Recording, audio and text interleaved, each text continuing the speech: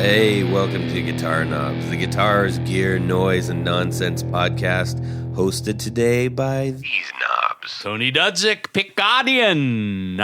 Jared Brandon. Billy Spitfire Unlimited. All right. We need some new titles for you clowns. You're just saying the same thing over. Well, he says What do you Billy want? Spitfire That's true. Unlimited. Billy Spitfire Unlimited. Hey, everybody, it's me, Todd Novak. Welcome to the Guitar Knobs podcast.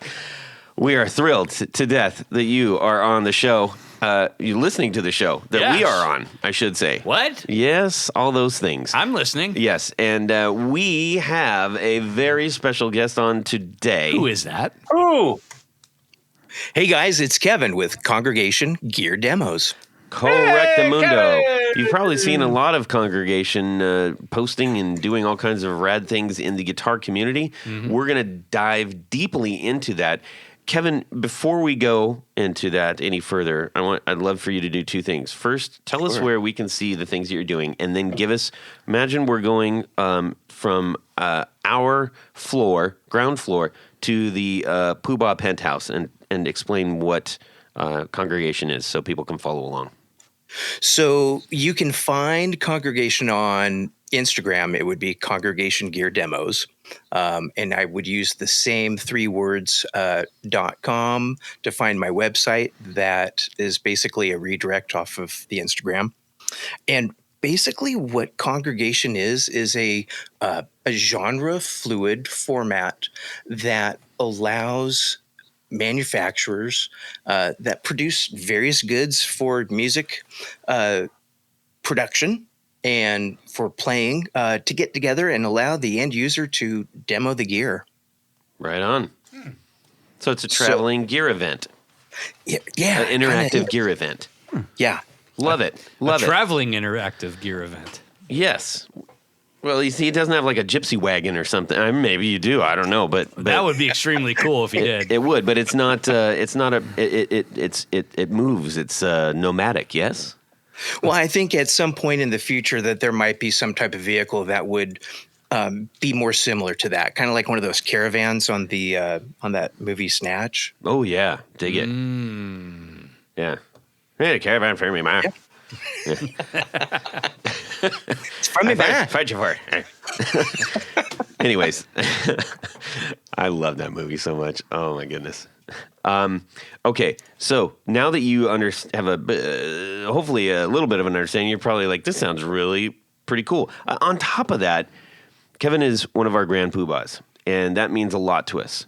Kevin supports us on the utmost highest level that we offer, and that really truly does keep so much of this going. And it's also a bit of a testament to his commitment to the actual guitar community, which he is obviously extended far beyond the support of our show into the Congregation demos. So I can't wait to hear more about that. Cool. We are going to get moving on to the rest of it because we have a lot to talk about. First and foremost, we need to say thanks to That's right. We need to thank Rode Mics for taking care of our audio equipment over here. We really do appreciate it. And in fact, I was helping John out earlier with another podcaster that he happens to be working with, and trying to determine what kind of equipment might these people need. And I'm telling you, they have done such a great job, not just for podcasting, but like any kind of if you're doing demos, if you're creating your own content, whatever level you're doing that you need audio equipment, especially for the home DIY person, they have created some fantastic pieces of equipment and tools for that. So, Oh, yeah. I hear John's going to scrap that junky old 48-track board in there. oh, He's the Titan? Yeah, he's just gonna put a Rodecaster Pro in there. Yeah. That's what I heard. Can you imagine trying to buy? I mean, there can't be that many of them. I mean, that's a really, really nice, very expensive. It's a big old board. Yeah, it's a giant. The Titanic. Yeah.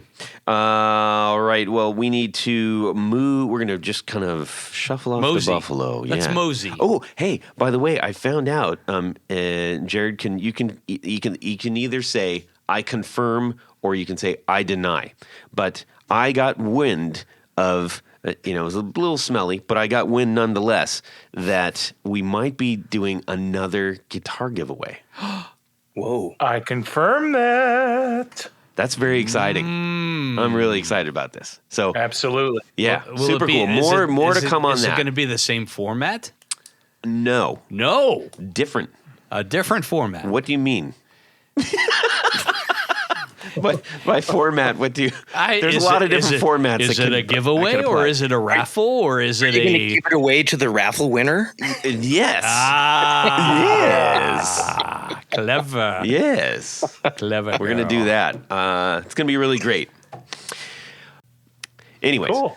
moving forward, using all my breath, let's find out what's going on in our music world this week. We're going to start out with the lovely, the beautiful, the elegant Tanya Bolonsky, and then we're going to check in with Kevin.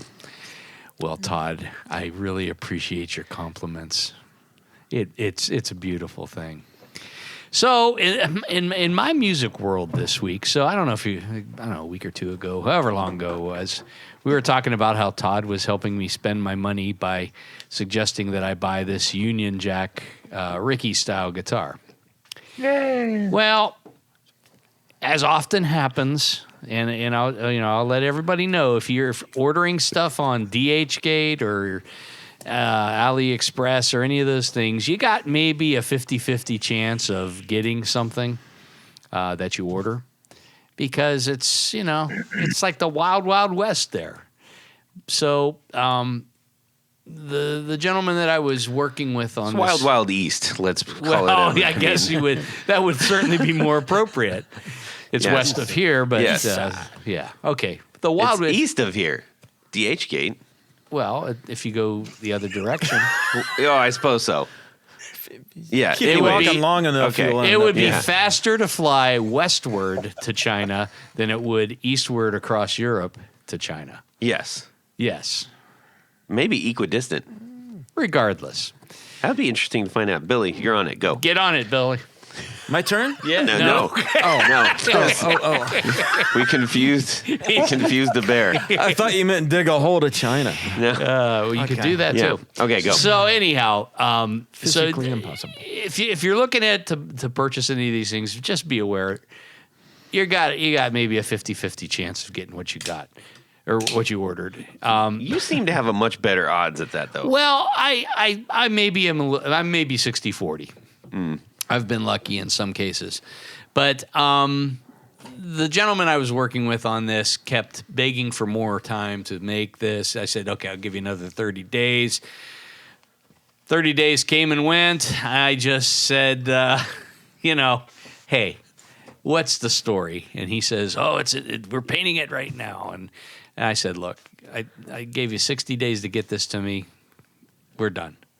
So, you can, and one of the nice things about this, working with either DHgate or AliExpress is if there's a problem and you don't get your thing and they don't ship it within said time frame, you get your money back. I didn't get mine back. Well, because Steve Reich won well, for me. Well, And 2 and 3.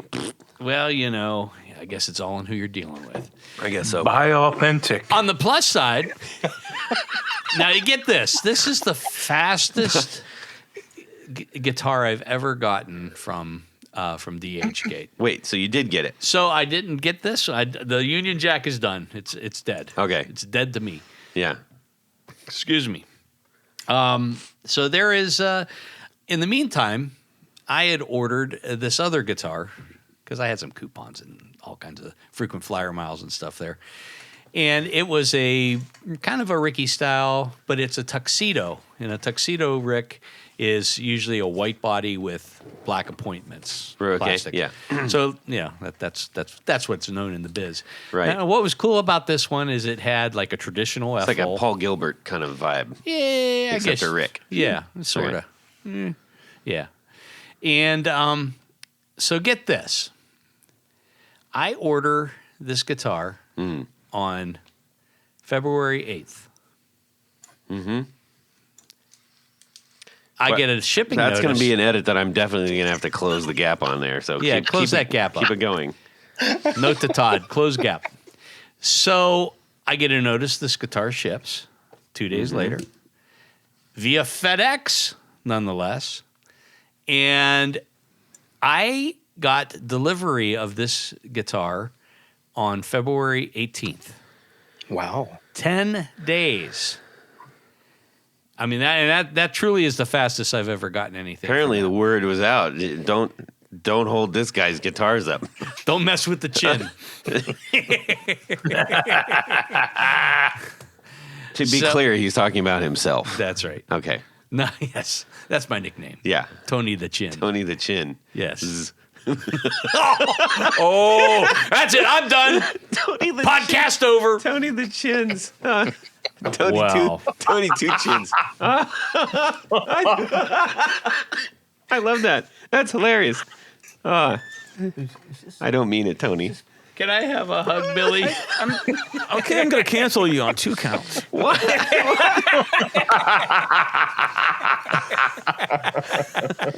All right. So anyhow, the cool thing is I got this guitar.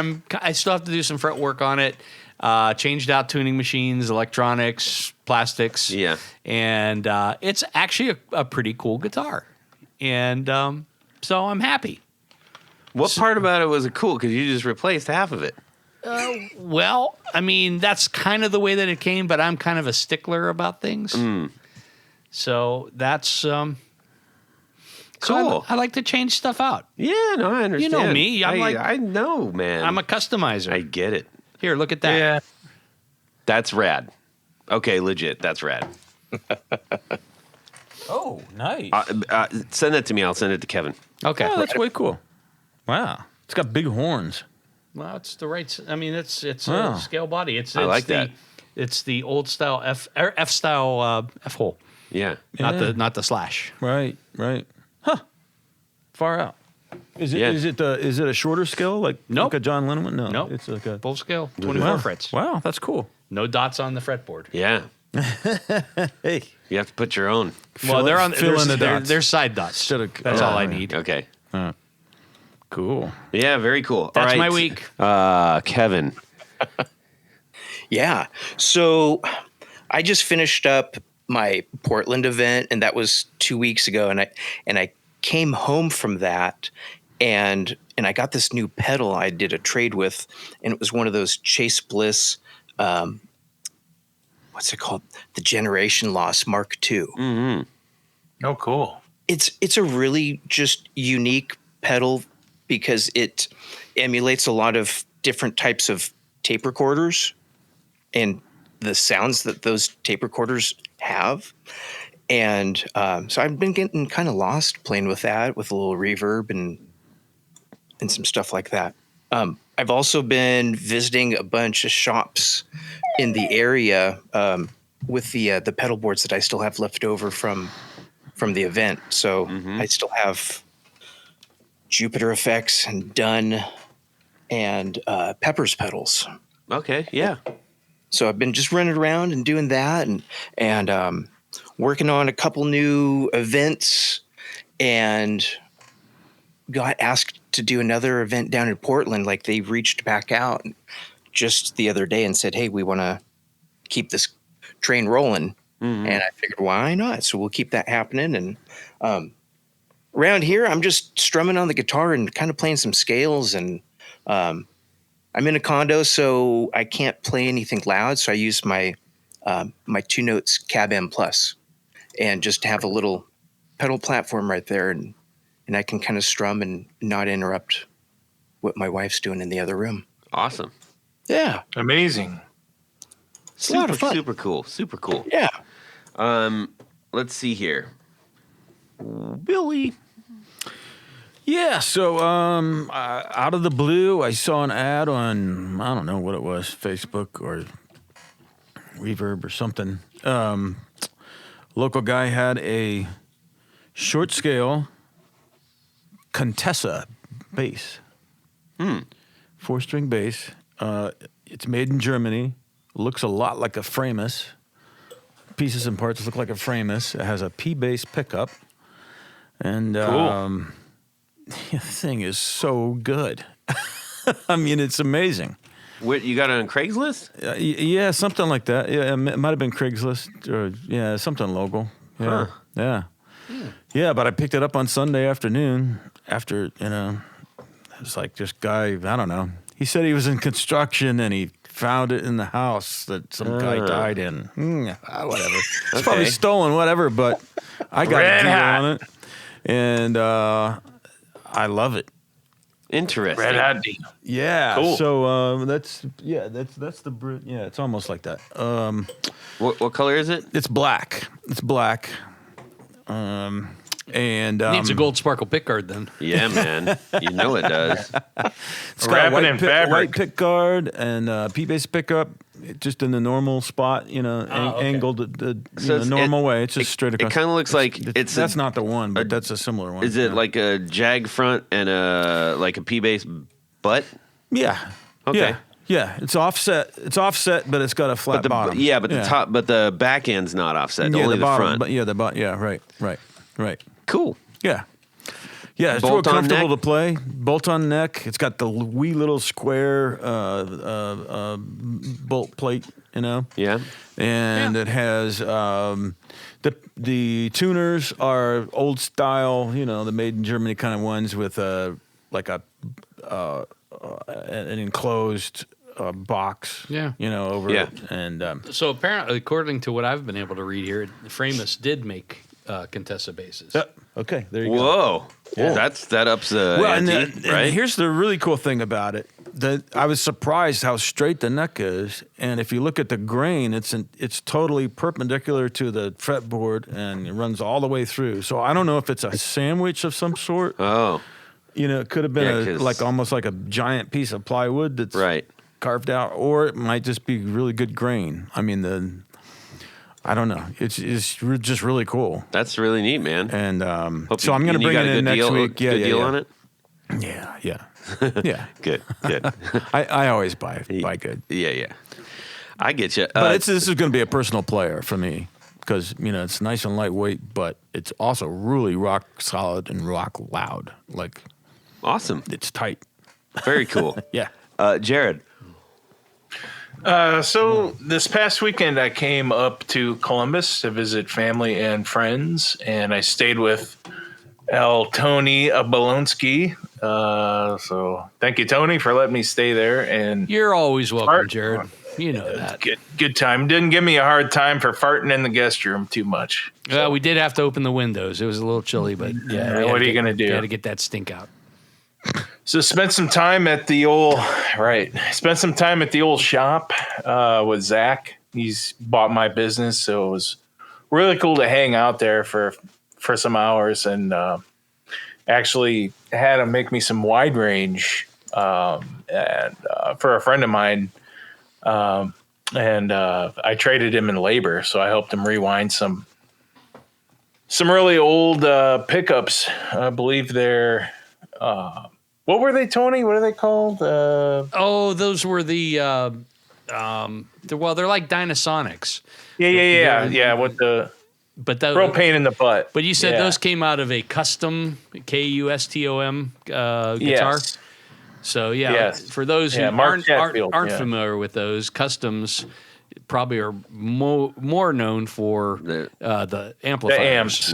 Yeah. But they also had a line of guitars and basses that came out, and they're kind of, they got like a Rickenbacker sound hole on them. They're semi-hollow, and but they're really cool guitars. If you find one, grab it, because the pickups alone are worth it, because they're true D'Armond. Yep. Dynasonics, similar to the ones that they made for Martin. They have kind of a funky cover on them, but They I have definitely the were. Pelham Blue bass. Oh, Yes. cool. Yeah. And it sounds amazing. Yeah. So the Dynasonics were real Dynasonics. I was very familiar with the way they were made, but nonetheless, they're kind of a pain to repair. They pinch with a press or with pliers. They pinch the end of the screws, so you can't back them out all the way to repair the pickup. So you have to cut off the end of the screw. Yeah, the other option would be to kind of rethread it, but you might not have enough space to do that. Yeah. So yeah, it was a huge help to Zach to get those done for him. And That's cool. You like the Zach's new place? yeah, and I've seen it before, but he's got it worn in now to where he's settled in and everything has its place, and it's way more neat than my old shop. I got to tell you, way more organized. You can find things. I don't buy that at all. Nah, he's got some room in there. Still kind of tight, but it's a really nice little place in Johnstown. It's just a tiny little small town, and not much happens. But if you ever go to the shop there for anything, guys, you gotta stop into Ghost Riders and get yourself a burger there. Oh yeah, you do like that place. Yeah. Oh man, is that ever good? That's not going to be a quiet town for long because just a few miles away is where they're building the new. The Intel plant. Enjoy it now. Chip plant. Yep. It's going to change everything. Yeah, his parents' land's going to go out of this world. Yeah. His house and everything. So, yeah. Kevin, do you have like a home workshop? No, it's the second bedroom, and then I have a little warehouse space that I hold a lot of things. Yeah. That are easier to use an elevator to move around. Yeah. Well, you got a leg up on me. I have a 2-foot dry bar downstairs. So you'd be amazed. Like, I've actually thought about doing like Cribs version of like my space. But it's amazing, like what I'm able to do out of that area. I think I'm doing all right. As for me, Hey, Todd, what about you? Yeah, what about you, old chum? you may have seen a post I did. I did an unboxing of this, and I took it out on a date. It was the Breakfast Audio Concrete Distortion. He's going to be on a guest. He's going to be on our show. I tell other people they're going to be a guest. He's going to be on the show, and I met up with Tony and Jared for some killer breakfast at a place called Catalina's down here, which is really, really good and unique and interesting food. And it's appropriate because of the name of the pedal company. Indeed. And so we took a little snapshot of the Breakfast audio pedal next to breakfast, ironically. Really, really cool pedals this dude's doing, especially this concrete distortion. Highly, highly recommend checking him out. Tony got a chance to use it. We'll get into it in depth when he gets on the show. Yeah. But first, your thumbs up. I give it a thumbs up. Yeah. It's a little on the harsh side for some people, but it's a cool pedal. Yeah. It's not a clean overdrive. No. No, it isn't. No. But I found some pretty awesome sounds coming out of that. And I really, really like the form factor. It's too cool. Yeah. Anyways. Hey, Todd. Yes, Tony. You mentioned that you like breakfast. I do like breakfast. And what goes better with breakfast than longer length cables? Exactly. I don't know where this is going, but you're right. I do have some longer length cables, specifically some longer length Tour Gear Designs cables. Yeah, and when you think of patch cables, you're thinking like 2-inch, the 3-inch, maybe a little 6-inch if you're getting like really crazy. But I actually have 18, and I think it's a 24. And you might say, what on earth would you need that for? What on earth would you need that for? Well, Tony, I'm here to tell you. Previously, I got that because I was doing like a Z. Running like a Z pattern on my the board. patented Z cable. Yeah, so it kind of went from like the top right all the way down to the bottom, or top left all the way down to the bottom right, and it needed a longer cable. Why did you do that? Well, because I make things complicated, but I stopped doing that. So I've been using the Amped 1. And trying to figure out how, what is this going to work best with. I was running it into the Marshall cabinet and I was running a loop so I could put my pedal board through. And guess what I had on hand? A 24-inch cable. And an 18-inch cable. And it worked perfect. It sat right next to it. I was able to create the loop. I was like, this is awesome. Thank you, Tour Gear Designs, for making those 2-length cables. That's smart. That's super right. smart. And easy. I didn't have big, bulky cable things all over the place. And Flat is great. Right, and I didn't have to run a whole bunch of extra length so that I'm, potentially losing sound out of that. Anyhow, it worked out great, and I was glad to have those on hand.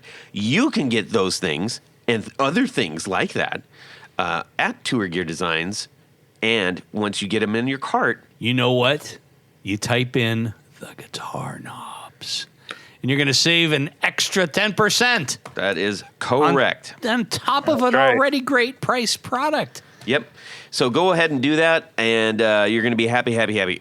We also need to say thank you to said Tour Gear Designs for sponsoring our Four on the Floor. Jared?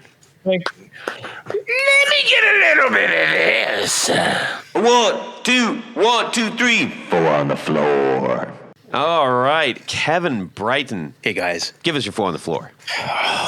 Well, I put a little thought into it, but I mean, it's pretty easy. Like the first one I would say is the Layla volume pedal. Out of all the volume pedals that I've tried over the years, I like the sweep of it. I like the way that it actually kills the sound when I want it dead. I have my volume pedal placed after my dirt, but before any time-based effects. So I can do those swells and I can let things just kind of decay on its own. Cool. What it about takes the a what lot. about the what am I saying? The pedal travel. What the That sweep? the sweep?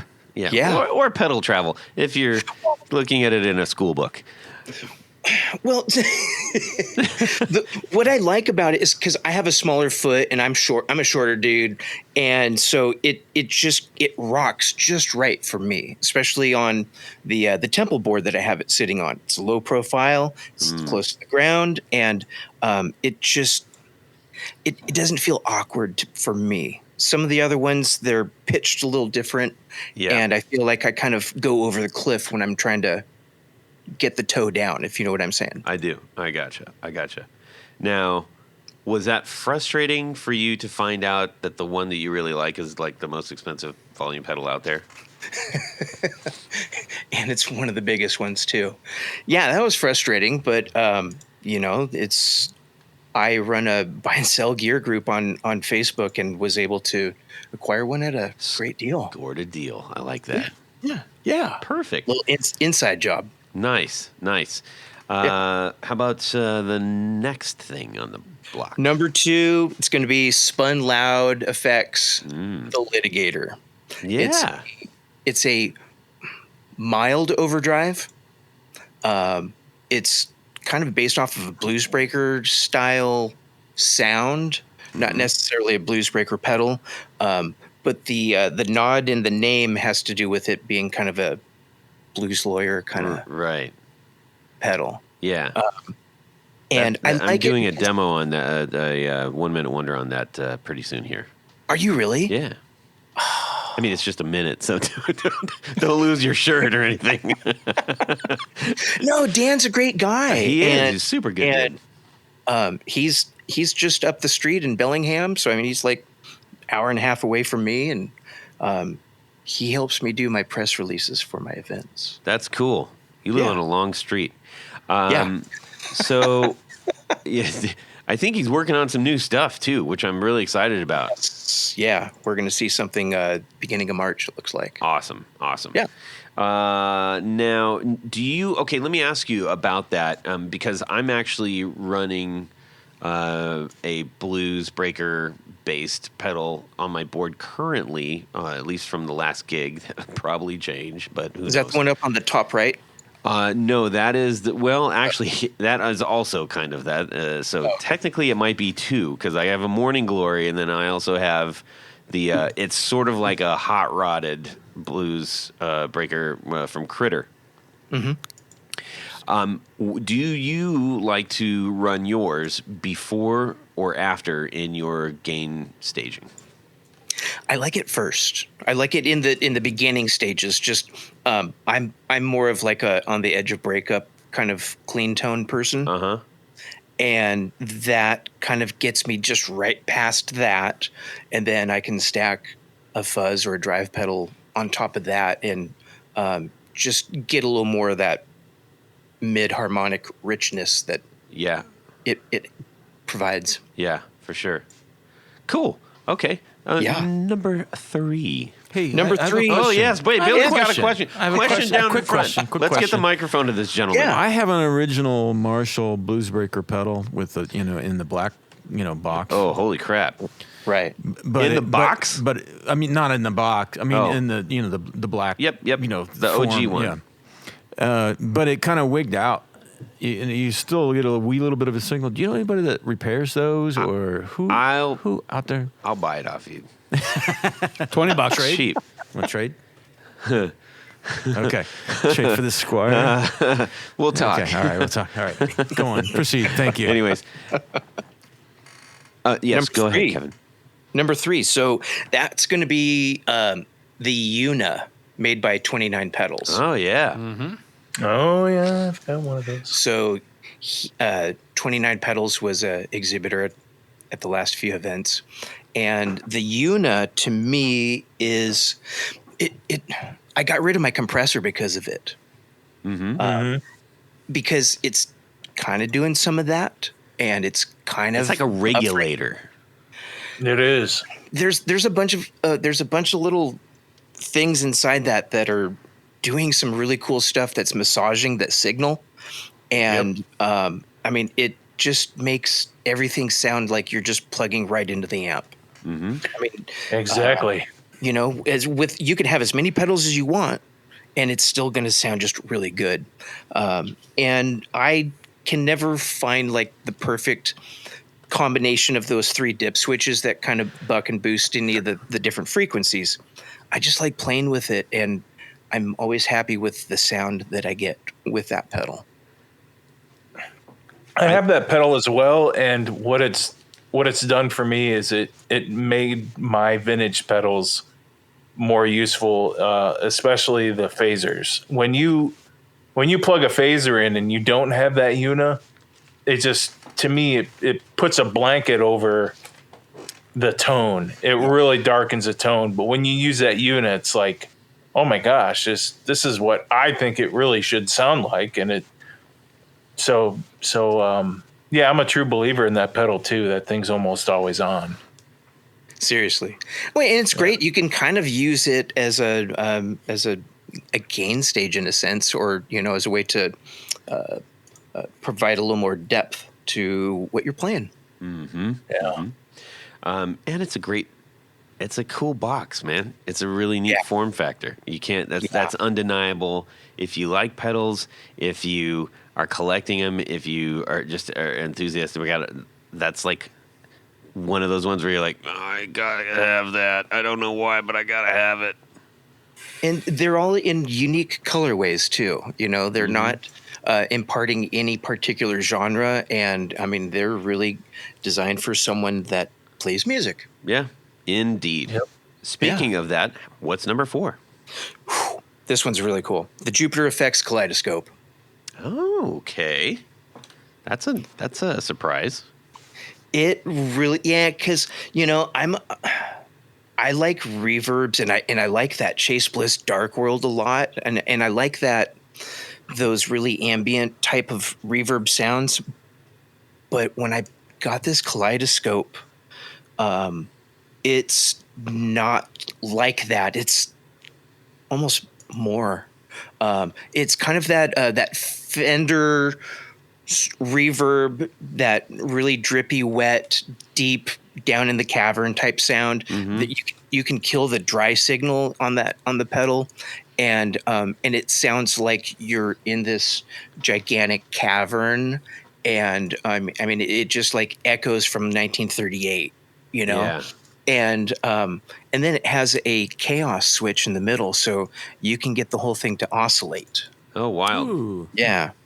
And then a fun thing about the pedal is if you roll all of the reverb controls off, you can use the 2 larger knobs on the left side and have a makeshift drive pedal, because you get a little compression, a little drive right there. It's a really unique pedal. It's it takes up a little real estate on a board, but it really does a lot. It's fun. Is it as big as Fuzz War? Yeah. It is. Okay.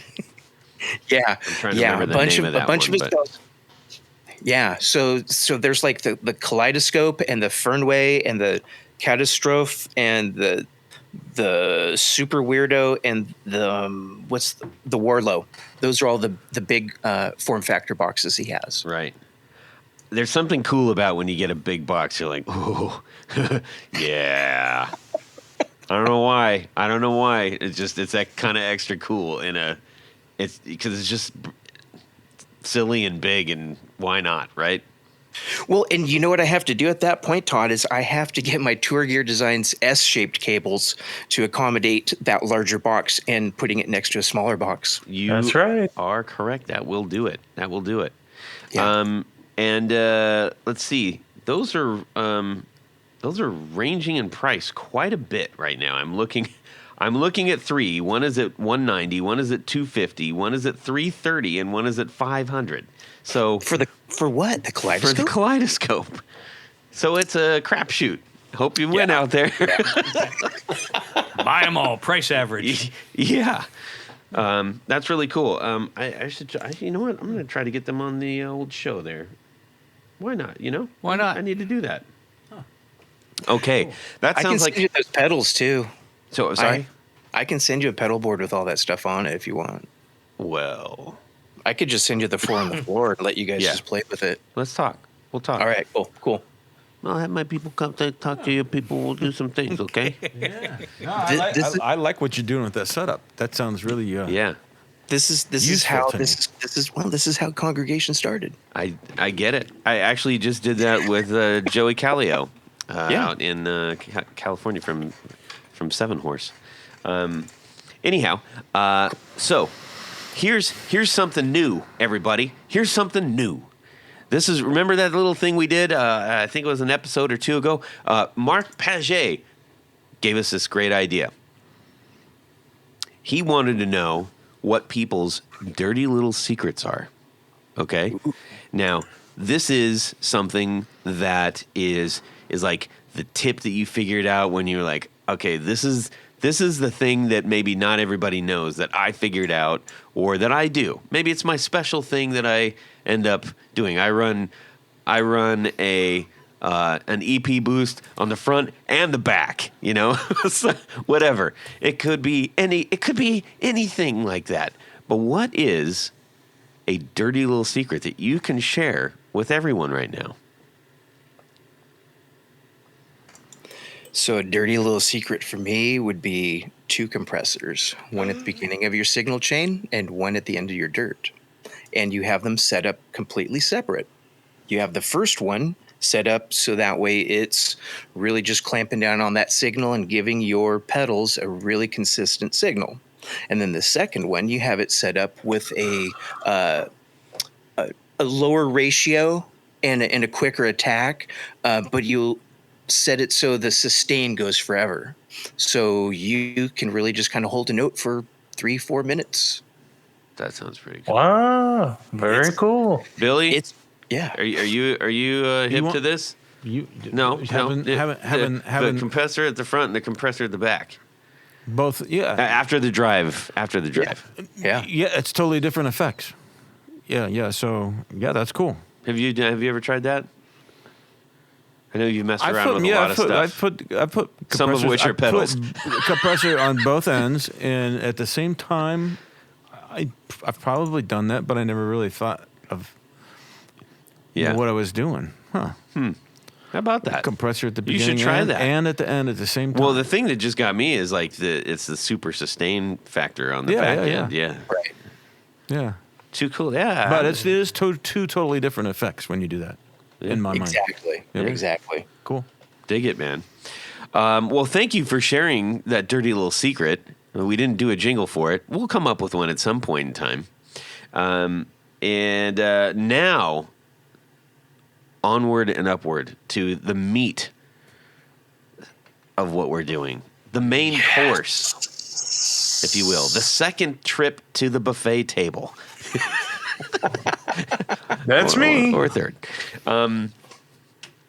Kevin, you, as we mentioned, you're a supporter of our show in the highest form factor as a Grand Poohbah, and while we're grateful for that, it is one of those things that's like I'm hesitant to say this, but I'm going to say it anyways. I feel like the rest of the listeners really should be even more grateful than we are, because it truly keeps this going. And so we get more episodes out as a result of the support that we get, because it just takes a lot to do this. Anyways, so I wanted to acknowledge that and say thank you so much. I also wanted to find out what we'll kind of get this part sort of out of the way and get on to your good stuff. But I wanted to find out, like, what pulled you in?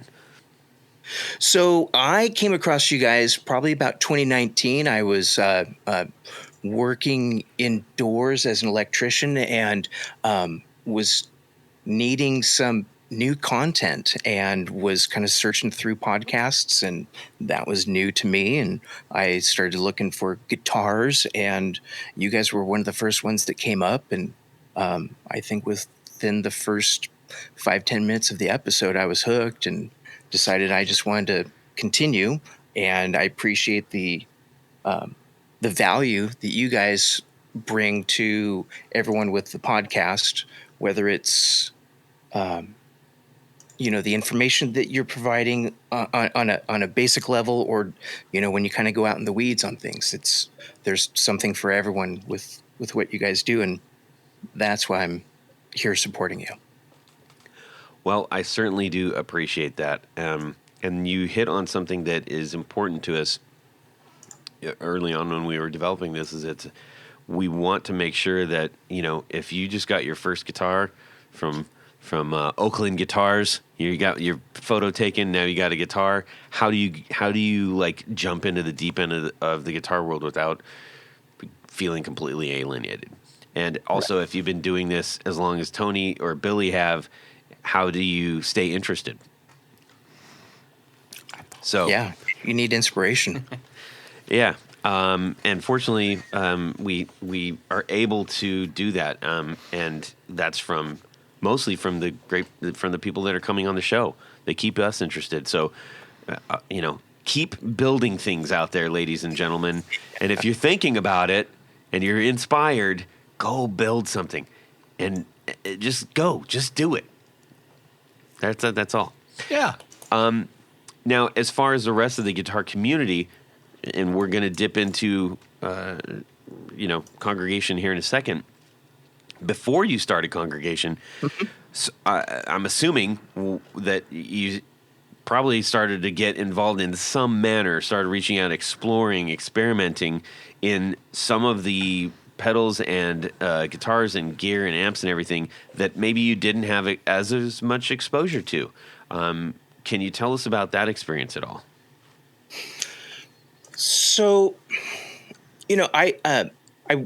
I manage an online group called Pedal Boards of Actual Doom, and really got a lot of exposure with just all these different manufacturers that, one, you didn't see in the magazines. Mm-hmm. Two, they might be very obscure and not online, or limited online presence.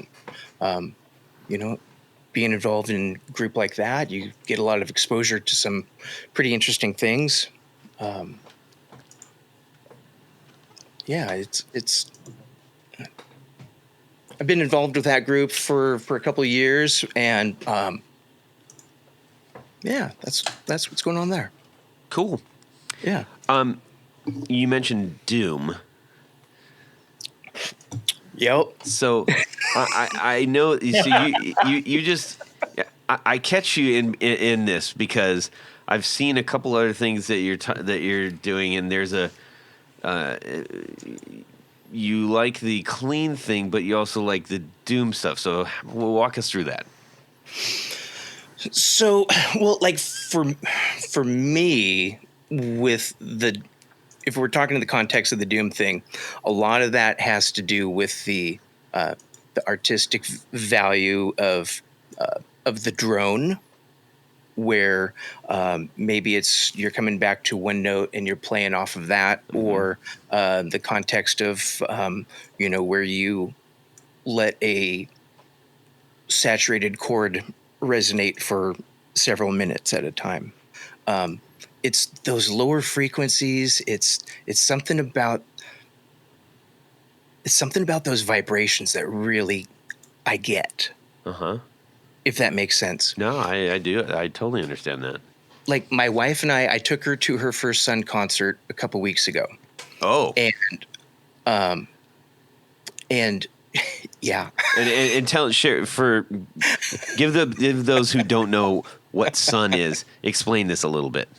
So Sun is, in this context, was a two-piece performance, two guitar players that have their instruments tuned down in the A tuning, and each guitar player is roughly playing through about 1,500 watts of amplification. Right.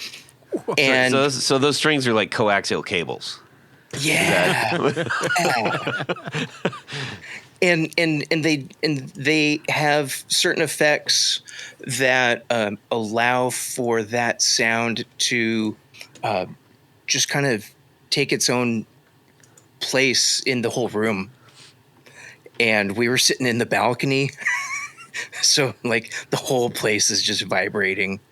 And Sun's one of those kind of bands, like, I get pleasantly nauseous from listening to it because it's just the music consumes you.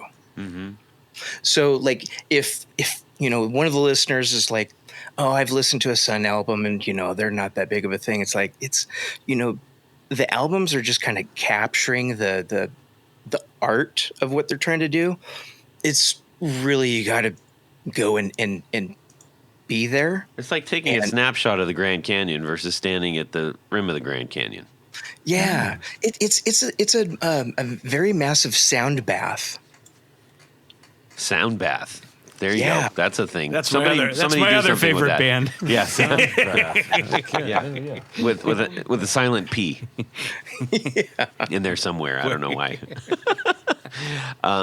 No, I know what you mean, and I think so. I actually, when I'm working, I may have mentioned this a bit before, but like all day, I've got EDM music playing in my headphones, and not the kind like the mega energy stuff, but and not super ambient, but sort of that like just above heartbeat level, where it's like it keeps me going. But there are certain frequencies, if I'm listening to it in the headphones or whatever, but when you go to an actual event and it washes over you and you can't not react to it. You have to, your body is basically forced to respond to it.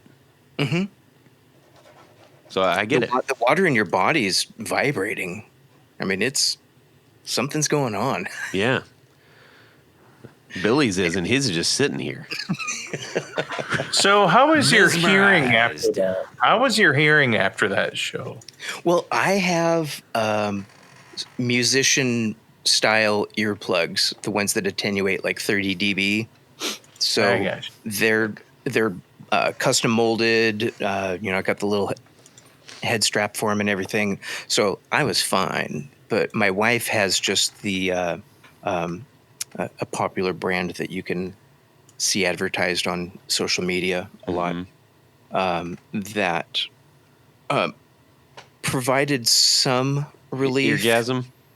Yeah. That's what I use it like rehearsal. I mean, they're good. They are good. They are. But I mean, they're just no defense against something like a weird hat. No defense against like 2-story tall Atlas cabinets. Yeah, I hear you. Well, cool. Thank you for that deep dive into the doom. It's something that every once in a while comes up, and I don't know that any of us are sitting squarely in the world of deep knowledge of that, but on the outskirts, yes. So thank you for that. Absolutely. Sure. Let's talk about congregation. Cool. It is I think it's a great thing for the guitar community, and I believe that we'll start to see more of these come up. I'm preempting as though everybody knows what's going on, but why don't you take us through what? First of all, can you identify like the moment you said, "I think I should do this"? Yeah, that. So I went to an event that was showcasing music equipment, and this was at a music venue in Seattle, and they had a policy where it was like you can't turn anything up, and it was like they have a guy here with high gain amps, and he's got cabinets all set up and ready to go, and they wouldn't let him turn on the amps, and I thought that was very disappointing. And so I went home and started making some calls, and the recording studio that's just up the street from me agreed to let me use their live room and the recording studio. And the recording studio has a few ISO booths, so I could put some full stacks on one side, I could put a combo over on the other side, and then we had Science of Sound doing a podcast in the control room. And so I started with that, and I cobbled a bunch of people together, and I got my pedal board together and a handful of pedals from Spun Loud and Foul Sounds. I had some cabinets, and I brought in a couple guitars for people to play, and let this Dylan Benedict from Benedict Amplification bring all of his stuff up, and we got to try it all out. So that is really where it all started. And I went home from that event and was just still feeling it. And the next morning I just got on the laptop and fired off like a million emails, and whoever responded, that was going to be Congregation Seattle. And that was my event that I did in September. And where did Congregation come from? That came from the idea of me. Well, okay, so I have to start out by saying Black Mass is already taken by the Church of Satan, and because I was kind of I had just taken a drink right there. That almost ended up all over the microphone. So I was going down that route, right? Sure. And this kind of touches on the subject of how you were mentioning me really liking the doom thing, but also liking the clean tone, sparkly kind of stuff. Right. And where Congregation came from ultimately was the idea that I want a genre fluid experience. And I can't have the stigma of one genre in particular. It can't be just like this is a doom thing, right? Because then, you're not going to get the R&B player that's looking for new stuff, right? You're not going to get the pop rock person or the alternative, whoever. Sure. But I wanted to make this to where it's everyone that plays music can come and try some stuff that, you've seen videos for and you've seen pictures of it, but you really want to be able to see, hear, and touch it. Right. Yeah, you need the beards and black hoodies right next to the mustaches and tank tops in harmony. Yeah. Yeah, exactly. A lot of it was the group that I run on Facebook. One of the recurring things that people talk about is and I need to predicate this by saying, don't get me wrong. Their videos and things have a place. They are viable. There's a reason why they're successful. But when people buy something based off of that video and they get it home and they go, it just doesn't sound the same, or it's a lot bigger than I thought, or it's I just can't get the sound out of it that I want, or I'm not vibing with it. I'm providing a service for those people. Yeah. I'm a format, a forum, if you want, for for these manufacturers to come and meet these prospective customers and meet guys or people that they have been doing work with already. It's an investment, it's tough because if you're looking on Instagram, you're like, oh man, this is the third time I've seen this pedal today. Apparently I have to buy it. And then you go like, ching, and then you're like, yay. And you're like, crap, I hate it. That's tough. And so if you are on the buyer end of that, this is one of those things that's super helpful. I think that was also one of the real highlights that I don't think that they gave quite enough attention to. I think it was 2018 NAMM, 19 NAMM, 19 M, where I think that was like the first time that they had really set up like sort of the pedal islands, and man, that was an absolute hit. I know I was there for hours. Hours. Yeah, we kept coming back to find you. Yeah, and not because it was a novelty, is because it made sense, and it was the only way to really have an experience with those things, especially in a noisy place like NAMM. But also because there's not a lot of people that are going to raise their hand that says, "Hey, who wants to go down to the guitar store, you plug in whatever you want, plug in and have a go for a half an hour or so and try out like 10 pedals." Right. People don't want to do that. No. It just is not a practical thing. And especially in the world of, how many guitar players does it take to screw in a light bulb kind of, world.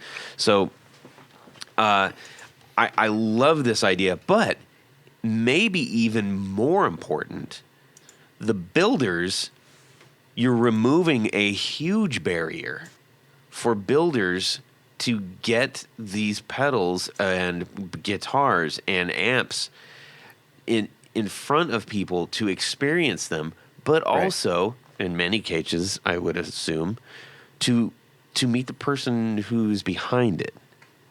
Right. And that's part of the DNA of what we do here on the Guitar Knobs, is that we want to match up the people who are building and let people who are interested be let into their world. That's how we make connections. It's like, man, Mike Trombley he seems like such a smart guy, and I love his backstory. I can't wait to try out one of his pedals. Name anybody, and that ultimately is the end result that we hope of every episode, is like, hopefully you've made a connection with the builder that we have on. And I love the fact that you're doing this in a genre fluid format, which I think is very, very smart. Thank you. And you're basically connecting all the circuitry, literally. So I'm everyone's congregating together. Yeah, too bad you didn't call it that. Oh, you should have talked to Todd first. That'll be the next one. Yeah. So, how big of an undertaking is it? You got a couple of these under the belt. Yeah, I have 5. How many? Yeah, I've done 5 total. Okay. My very first one was like 2019, and that was at my old practice space, and that was with Black Hawk amps. And then an afternoon with Benedict Amplification was the second one, and then we had Congregation Seattle, and then I did a pop up at a musician meetup networking event. So I brought some instruments and pedal boards, and people got to silently demo some stuff. And then I just did Congregation Portland, and looks like Denver's going to be the next big one.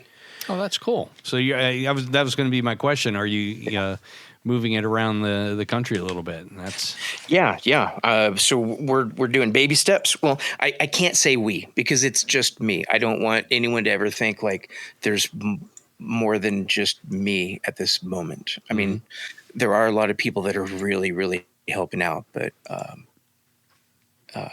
yeah, just me at this moment.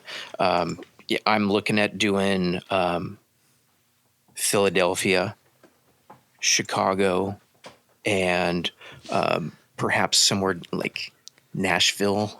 How about Columbus, Ohio? Hey, there's Well, it's just up the street, isn't it? there's something. We're midway between Chicago and Nashville, so Exactly.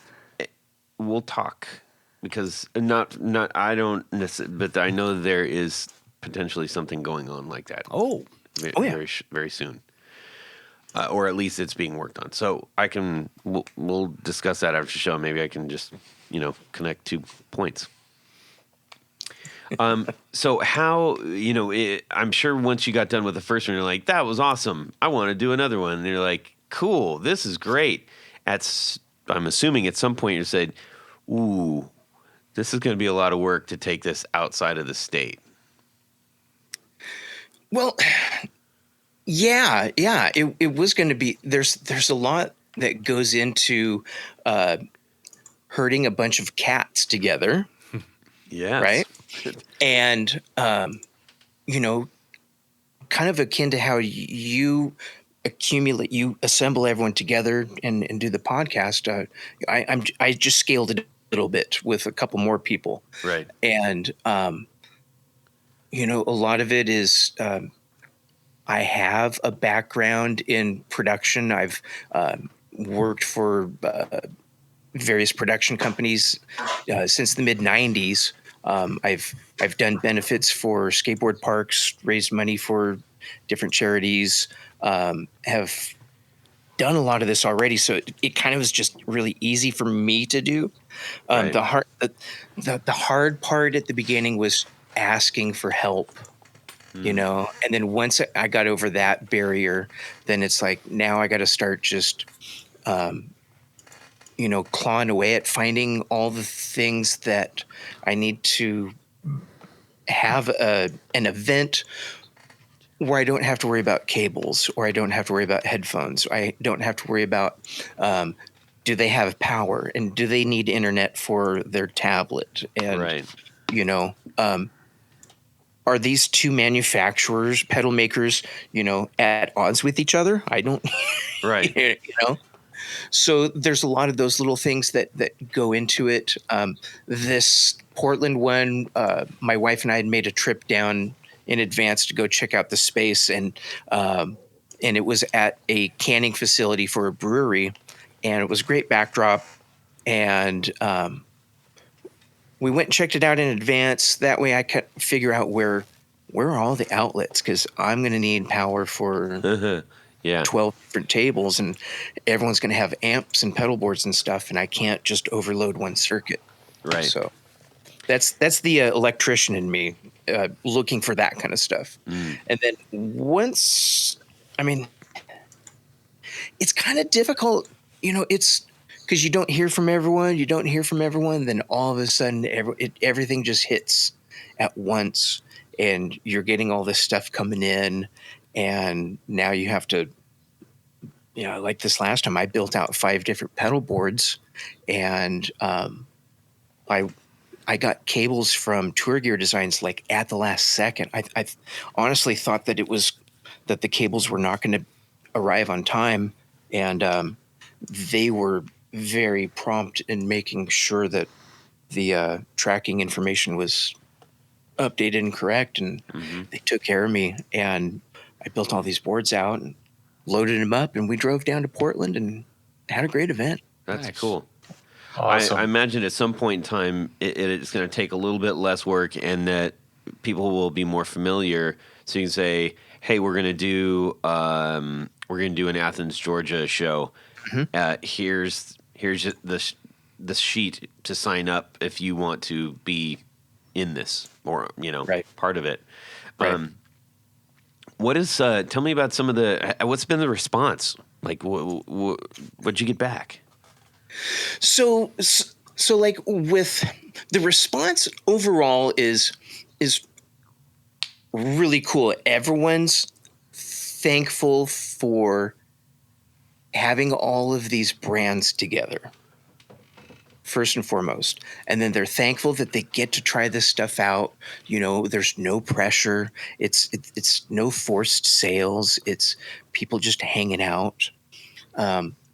The last event, I could have spread it out. I had a lot of room, but I kind of clogged everything together inadvertently.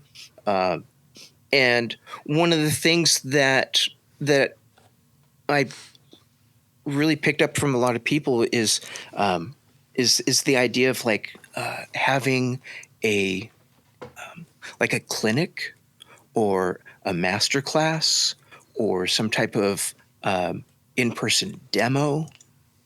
And so those are things that I'm really trying to figure out, like, what's the best way to do this. And I have people saying, hey, we could do a pedal building class, or I'm working with a record label now, and we're trying to coordinate having bands that are endorsed by the brands that are exhibiting, having those bands play that night.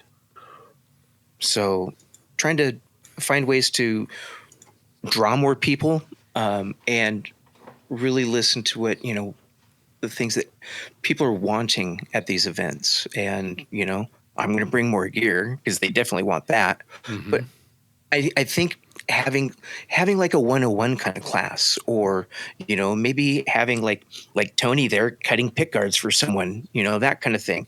Those are ideas, but, it's stuff that can happen. Like, really anything can happen. I could do coffee tastings. I could have, tamale contest. Yeah, you Hot get your dogs. catfight coffee from AC Slade. Yeah. Yay! Yeah. Yeah, very cool, very cool. So, as far as the, I guess, end game, do you have? Is there sort of any master plan to this? You hope that this results in X, Y, or Z? Yeah, my goal really is for me to hang my bags up as an electrician. There you go. I mean, I would like this to turn into that gig where all I'm doing is, I guess, representing these brands, and, like we were talking earlier, throwing everything in a trailer and going to the next town and, setting up a table somewhere and doing this kind of thing. Yeah. I'd like to have a place in Seattle, more in the Music Central District area, and that's kind of more of the Ballard Fremont area of Seattle. And I'd like to have a boutique in a sense where, like, Brick you and can mortar, come there. Yeah, well, I don't want it to be a store. I want it to be like No where- brick and mortar. well, no, I want it to be like where you show up and you can try some stuff out, and then and it's more of like a I mean, when I say boutique, I'm thinking, like, you can come and try the stuff, but then you got to get it from the manufacturer. I don't stock anything there. I don't do any of that stuff. Yeah, Just have it all set up, and then I get the kickback. yeah, I got you. I'm tracking. And if I have enough of those brands, everything's taken care of and everyone's happy. Well, fortunately, there are a lot of brands and fantastic pedal builders and fantastic guitar builders and fantastic amplifier builders. So I think it's only going to grow in popularity once you as you keep doing this. Yeah. Slap yeah. a QR code on everything and refer it That's over what- to the yeah, manufacturers. Yeah. We've been doing that. Yeah, that's cool. I use those Popple tap cards. Yeah. Nice. Which is it's great because I can just run around with that and send everyone to the manufacturer just right from there. Indeed. Yeah, those things are fantastic. Yeah. Let's see. You're kind of like Johnny Appleseed, Yes. you know, Yes. Yeah. just planting trees as you go along, as you go. Hey, across I got across something the for you. country. I have something for you. Yeah, you're right. Yeah, far out. Nice job. So, Kevin, what kind of equipment are you using to help people either do this silently or through, larger amplifiers? I think you mentioned some places you have ISO booths and things like that. Yeah. So I'm partnered with Two Notes Audio Engineering, and they've provided me with some equipment that have allowed me to do both. I have the silent demo stations, and I can also do a interactive sound room where you can kind of crank stuff up. The Portland event, because it was in a restaurant, it was a silent demo only. So we had amplifier manufacturers there, and they were using the Two Notes captors, and then some of the other pedal board manufacturer or the pedal manufacturers, I had the Cab M Plus for those, and both of them use headphones, and both of them use the same type of IRs. And what I did for all of the units is I set up the same IRs in each device, so it didn't matter which station you were at, didn't matter which manufacturer you were trying out the equipment. You had a Marshall 412, you had a Fender 212, you had a bass cabinet, you had a 112. I think I had a Mesa and an orange cabinet also. So it kind of got the spectrum of tones that people are familiar with. Mm-hmm. And what that does for me is provide a level playing field for every manufacturer to have that same sound.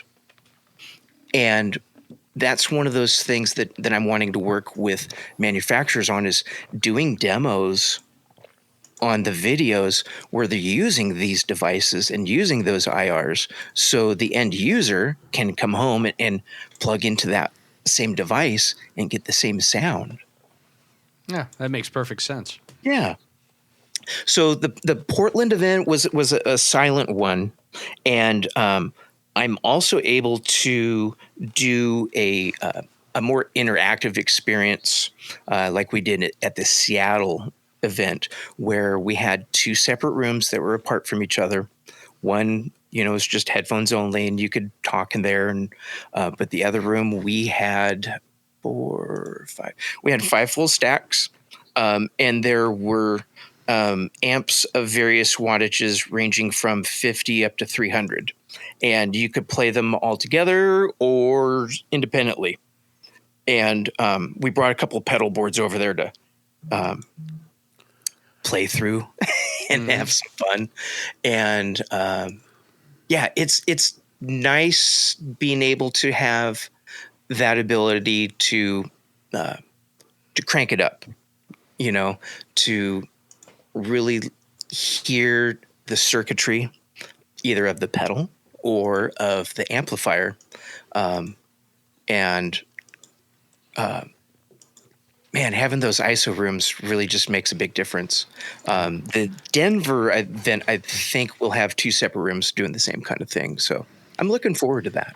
And do people bring their own instruments? Yeah, they do, Billy. And it's cool. One of my friends, Jordan, he brings little electric ukuleles. Hey. And so he's jamming through all these high gain pedals and distortions and fuzzes and delays and stuff. I mean, he's just going at it. And it's really cool. And it's a lot of fun when people bring their own instrument, because I think you connect more with the product you're trying to demo. Well, I think that takes away one variable. If you're saying, here, try this guitar you've never played before with this equipment you never tried before. Yep, it's in a different tuning and all of that. Yeah, that's cool. Very good, man. All these good things. The two notes equipment, especially the Captor X, is just like it's great. It's a fantastic piece of equipment to have, even if you're not doing this traveling show kind of thing. Right. Just in your house, which if you're in an apartment, if you're in a condo, heck, even if you have a great big house and you got a bunch of kids in it and you just need to be like, I need to play my guitar, man. This is very, very helpful. Well, and that was going to be my original dirty little secret was I was going to say the Cab M Plus is great if you wanted to do a wet dry setup because you can do it really easy. Indeed. Well, Kevin, I'm certainly glad that you're out there. I hope that people hear this and actually start to seek you out. Not as as this is the result of that came out way wrong. You know what I'm saying? I heard you on the guitar knobs. Now that you've done this show, it should be gravy moving forward. Golden roads ahead, my friend. My inbox is going to be dead after this, right? You might invest in another server. Oh, you're with those clowns? Oh, jeez. Yes, indeed. Well, legitimately, I think start looking for congregation to come to a local town that you're in, and if you're interested in maybe having Kevin bring the show out to where you might be, hit him up. Yeah. The worst things he's going to say is stop bothering me. And I'm sure, Todd, you can give Kevin a list. I mean, we've talked about Philadelphia being a market with a lot of boutique builders. Oh man, I mean, there's a whole bunch cities of all over the country. Fortunately, he kind of knows what he knows what he's into at this point. But, but I mean, to make the connections, make it a connection. I am open suggestions like this is there's no blueprint for this. This is all just organic. Yeah. And we're just letting it happen. I dig it. Nice. And you know what? You're also close enough to the border up there. I know that Canada's got a couple of these types of things that happen. Maybe not to the degree that you've taken it to, but certainly smaller pedal shows and whatnot are quite pretty prominent up there. Oh, they do, eh? Lots of fantastic builders up there. Canadians make good stuff too. Yeah, just all over the place, man. What about all those islands out there in the ocean? They're not out there. Do you take them out there, Kevin? Hey, I'll take it wherever. Yeah. I'll take this. Honestly, the sun will never set on Congregation in the future. Yeah, I like it. You could rent one of those dandy little ferries that putter around the Sound. Yeah. Yeah, just rent out the full top deck, man. Make it a party boat. Why not? That'd be awesome. I would take. What about a cruise where you guys broadcast the whole time? Oh, I like that. I love that. Yeah, get a barge. Anyways, this is people do that to avoid people. People buy barges to avoid taxes. Well, what about a riverboat? Don't they do riverboats down there in Nashville? Yeah. I've never been on one, but they have riverboat tours. But yeah. I think Nashville landlocked. You can't avoid taxes though, like you can in Seattle. I'm guessing. You get a big barge in Seattle, you can avoid taxes. Right. If you have your business on a barge. Yeah. Take my pony on a boat. I don't know that that's legal. It is International water that we're offering or anything like that. But look at buying a barge represents a sizable risk. This information is provided asterisks. It's like the Ozarks. Take it to the Ozarks. Yeah.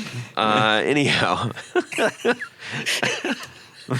so there's that, ladies and gentlemen. We've had a lovely time talking with Kevin. And we are going to take a hard left in the El Camino. No, we're on a barge this week. Oh, yes. We're going to take a very sweeping left for about an hour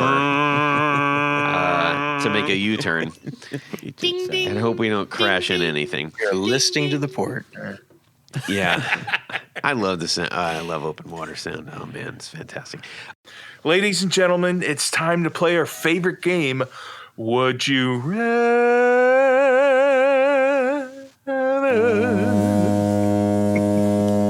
So you're walking down the street, and you've got this brand new to you guitar, but it was given to you by your friend Malcolm. What you have is his Gretsch with the one single bridge pickup in it. He gave it to you because you're best friends, and you have it. It's one of the most recognizable guitars in rock and roll. It's among them anyway. But then So you're referring to Malcolm Young from AC/DC, is this correct? Yes. And you're referring to his highly modified Jet Firebird, which now has a single pickup. Yeah, it's like natural color, right? Yep. And yeah, so you have that, but you come across this shop. You walk into the shop and you've never seen it before. It's like brand new, but even though it kind of looks like it's been there for a while, it's kind of weird. And this old guy, he says, "Listen, I've got this magic fabric. If you take this fabric and you put it over your guitar and refinish it, you will become famous and rich. But the downside is no one will recognize this guitar anymore. So would you rather than have the magic fabric that will make you rich and famous and make you even play better? Or would you rather just keep the original look of Malcolm's guitar? And everybody will know it was Malcolm's, and hey, you have the magic old guitar and the magic of that instead of the magic, Instead of being famous. Yeah, would you take riches and fame or having Malcolm's guitar and everybody knows you have Malcolm's guitar? Kevin, you want to grunt? Yeah. Good. All right. Good. Well played. All right. Is this the leggy, same guy? lovely Tanya is going. The stumpy. So is this the same guy that was trying to trade magic beans for a cow? Yeah. Ah. No, he's a guy with the Wookiees or not Wookiees, but the Gremlins. Where is this going? Don't get him wet. Don't get him wet. That's right. Yeah. And don't feed him after midnight. dark. Okay. Anyways. All right. Miss America 1972. Tony, please go ahead. Oh, Todd, you're just so full of compliments today. Very nice. Cancel you on a third count. Yeah. Oh, thank you. Gee whiz. Thank you. Thank you. Billy's my real friend. So, you know what? Malcolm's guitar has been modified so much over the years. I mean, it started off with two pickups, then there was a middle pickup, and then he got rid of those two pickups and drilled extra holes, and a blah, blah, blah. What's the big deal? Throw some of that magic fabric on it. I'll take being rich and famous. Oh, man. I'm taking it. Nice. That's my final answer. All right. All right. I got an answer. Billy? I got an answer because Malcolm's guitar is one thing I can't acquire on my own. But riches you and do in this situation. Riches and fame, though, I can do that on my own. Oh, yeah. So I'm going to take Malcolm's guitar as is. Okay. Nice. Jared? Definitely just going to leave the guitar alone and pass up fame and fortune. Yeah, I enjoy my privacy. So, yeah, that was easy for me. Yeah. I'll just take the guitar because when I'm dead, it doesn't matter anyway. So, Uh-huh. Okay. Kevin? I don't know. I don't want to be famous. Yeah, just only on podcasts. Yeah. Okay. I'm not. Kevin. Yeah. Hey, I put a lot of thought into this, and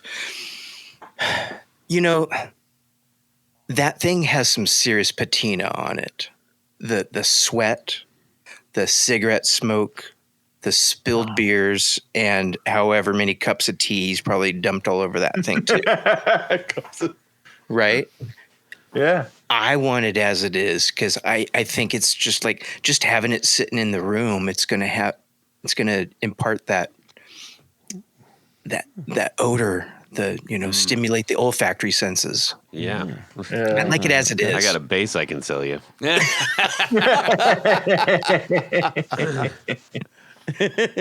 Well, The cigarette base. What about you, Todd? I'm going to go with Tony, and we're going to walk down the old Nice. Riches Hall of Fame. And honestly, because for the one reason that He wants to put cloth on all of his guitars. No. I like the idea of the magic cloth, but that would allow me to do like even more awesomer things for like our little community at large, the show, do more fantastic, amazing giveaways and all kinds of stuff. That's what I would do. So and I would Malcolm hang would up. approve, right? Then I could actually do this full time. That would be great. Yeah. Malcolm would approve of that, I think. I think so too. I think so. Okay. Yeah. Rest in peace. Yes. I like it. Yeah, good discussion. That was a good question, Jared. Good one. good. Thank you, Todd, for Yeah. not Thank you, guys. making me stay on Tony Island. You're welcome. You're welcome. Let's. You need somebody to put on the lotion. Why don't we? We need. Well, I don't want you to he in get a pit? burned. I don't want Is you he to in a get pit? burned. Oh. Go ahead. We got to thank a lot of people here. That's right. Because at this point of the show, Todd, we love to thank a special group of people. These That's are right. our executive producers. Now, you might be wondering, what's an executive producer? Maybe more importantly, you're wondering how you can become one. Be one of the gang. You go over to patreon.com/the Guitar Knobs. Check out a couple different levels in which you can participate, become a sponsor, a patron of this very podcast. Each level comes with some very nice thank you gifts. Oh my goodness, there's giveaways, there's all kinds of stuff. Too numerous to mention, I'm telling you. But there's one thing more, I'm told. Jared, what would that be? That's right. You get to have your name read on the thing. Your name read on the thing, and that's what I'm That's right. going to do right now. So special thanks to these executive producers. That's right. Moon Guitars, Vader and Pedals, John Halverson, Rick Calhoun, Trevor Gunberg, Elad Mizrahi, Mike D, Richard Kendall, Mark Garton, Matt Hart, James White, Justin Jones, Anthony Gemalero, Bill Gola Guitars, John Esterle, Anthony Lathrop, Stefan Lamb, Michael Senchuk, Ken Sayers, Doug Christ, Darren Gregory, Tom Barazin, Rusty Sneeden, Ralph Gottschalk, Don Kloss, Gregory Randall, Brett Hogarth, Eric Hemmer, Stuart George, Michael Furman, Andrew DeHaan, and big apologies to our good friend, the James Bell, because Say it 3 times and we'll remember it. James Bell. All this time, we have been calling him by the wrong name. Yes, we. Is it?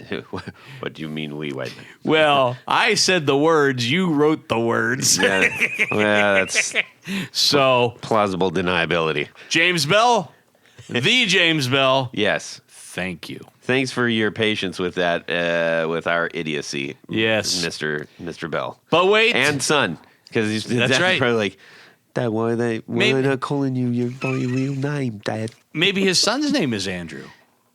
Maybe. Probably not. He's just lad. Lad. He's Yeah. a wee lad. You know, Todd, there's a little more. Yes. You were. Tell me more. Did he get very far? So we have another special group of executive producers. These are called Grand Poohbahs. Yay! And as many of you know, a Grand Poohbah is the creme de la creme of show supporters. King got of one on the right hill, a number one. VIP. And Top of the heap. And you know, they have a fez that they wear while listening to the podcast. That is correct. And That's right. at many other auspicious times. I during the believe year. that Kevin has been caught shopping in his. Ah. Only the Fez. That's the problem. Uh-oh, that's big trouble. Yes. So special thanks to these Grand Poohbahs. Tommy Manasco, Ricardo Iguereda, David Kaminga, Brandon Wound Pickups, That's right. Hex Matos, Michio Murakishi, Bob Crouch, not Brob, it's Bob Crouch, Jack Cadian, Sam Jett, Tyler Rhines, LSJ Music Company, John Williams, James Pennington, Adam Johnson, Steve Keys, Cody Foster, Science of Sound, Brian Robinson, Jonathan Jerusik, Corey Nigro, Michael Van Zant, Tim Nowak, Jonathan Daly, Martin Cliff, Sean S. David Poe, Billy Spitfire Unlimited. And is there someone else? Is there someone I'm forgetting? I think And that's is that one guy out west, right? One guy. Congregation Gear Demos. Yes. Yay! Thanks, Kevin. Yes, thank you so much, Kevin. Thank you to all of those who are participating in the sponsorship of our show and continuing to support us. We would love. I got all kinds of really great stuff that I would love to put in the hands of new supporters. So please, if you're thinking about it, just pull it. Just Pull the switch. Just do it. Let's do it. All right, Kevin. Yes, sir. Thank you for being on the show. It was a pleasure talking with you. I wanted to thank you guys for letting me be part of the show, and this is a lot of fun, and I really like being part of this. You guys are doing great. Thank you. Well, thank you. Yeah, that means a lot to us. Where can people go to find out more about Congregation? Man, the easiest place is Instagram, and it's Congregation Gear Demos, or my website's www.congregationgeardemos.com. Right on. Perfect. Tanya? Head over to pickguardian.com. Check out some of the wares I have available for purchase. By and large, what I do is custom work. So if you got an idea for a pick guard, shoot me an email. Let's talk about it. Let's figure out what you need. I will take very good care of you. Yep. Billy?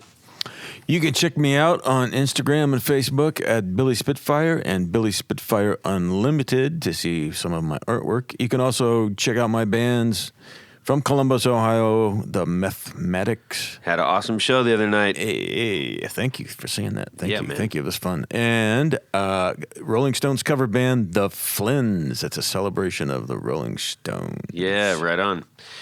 Jared?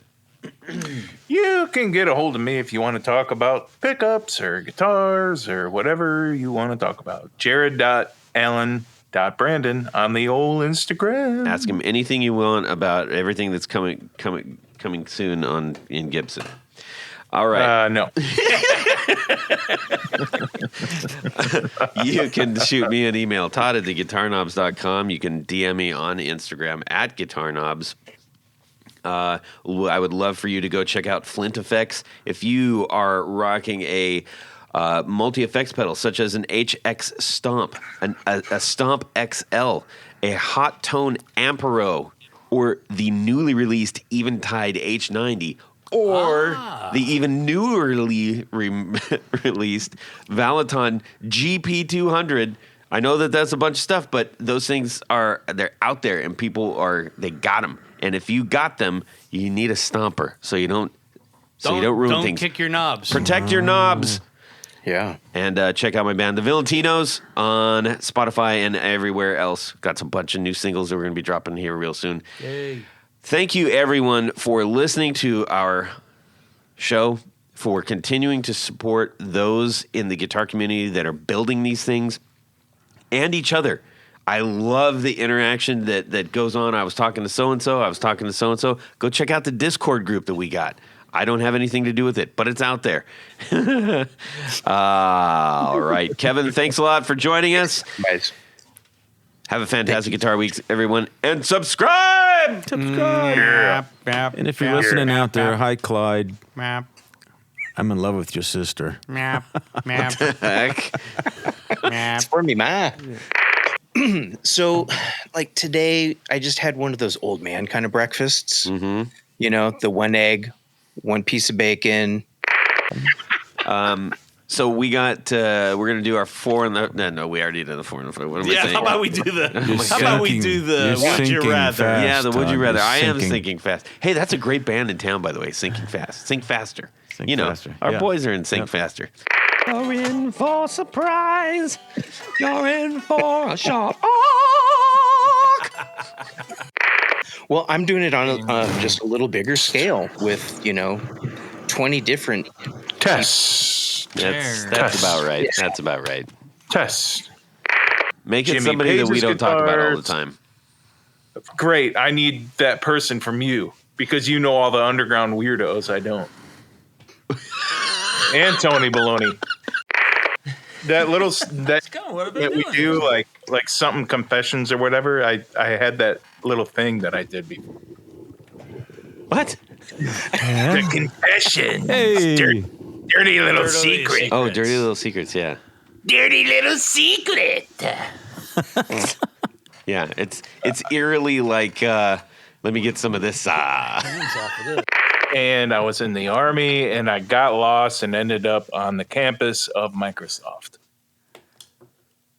And that's how I met your mother. The end. What about a Trini Lopez, one that Dave Grohl plays?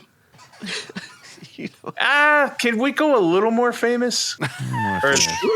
Yeah, I'm sure Dave Grohl Take one, can too, in involve food Or Kansas. or Kansas Or Hart. or Jimmy Page. Gordon Lightfoot. Yeah, Nope. nope. Gordon's off the list. Damn it. This New is metal not the master. guitar to do that with. By the time you do all that, that's ridiculous. He's wanting I was gonna fucking punch you, man. I'm gonna kill you. You can't do that. I'm stealing this guitar. I'm running out the door right now with it. I'm so upset. This is Tony wrote vodka on the giant bottle of Fiji water. Great. Anyways, I'm so messed up, man. let me get through the story. Oh my goodness sakes. Yeah. So anyways, I know. I don't know. Just let's move on. hey, what are you, what's that? Yeah. It's me. How? Am I up, too man? loud? Can we order Realistically. in food to the studio? Right now? Yeah, I'm really hungry now. Yeah, go for it. I don't care.